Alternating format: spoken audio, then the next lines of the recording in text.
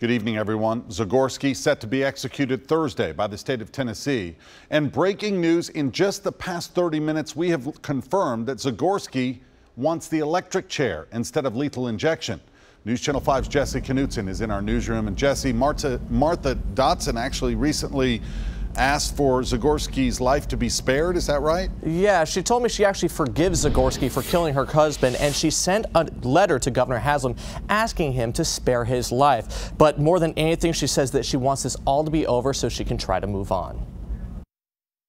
I've dealt with it for 35 years, and I will be glad when it's over. For Marsha Dotson, this man ruined her life. It was in April of 1983 when Edmund Zagorski murdered her husband, John Dale Dotson, and Jimmy Porter during a fake drug deal in Dixon. He shot them, slit their throats, and left them for dead. Now Zagorski himself is just days away from having his life taken. I just don't care anything about watching that. That's nothing that I care to watch. Dotson said today she won't be at the execution. Her son will be there instead. And despite some saying the drugs used in lethal injection are inhumane, Marsha says it's nothing compared to what victims experience. What's more inhumane than the way he killed Dale and Jimmy? He shot them twice in the stomach and then went down there and slit their throats.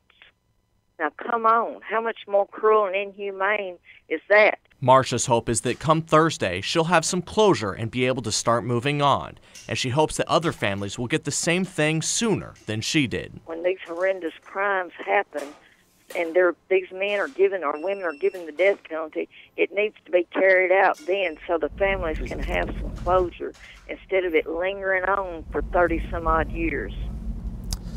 Now, Dotson did tell me that Zagorski did apologize recently, but she said it's too little too late. He had 35 years to do it, but he waited until he was on his deathbed to say that he is sorry. Now, Zagorski is set to be executed this Thursday. Rory, back to you. All right, thanks, Jesse. The U.S. Supreme Court is now the only authority that can stop Zagorski's execution. And again, just within the last half hour, we learned that Zagorski wants to die by the electric chair if the execution is to move forward. Inmates who sign a waiver and committed their crime before 1999 are allowed to choose the chair. Speaking on behalf of the convicted killer, Zagorski's attorney says the method is the lesser of two evils and, quote, 10 to 18 minutes of drowning, suffocation, and chemical burning is unspeakable.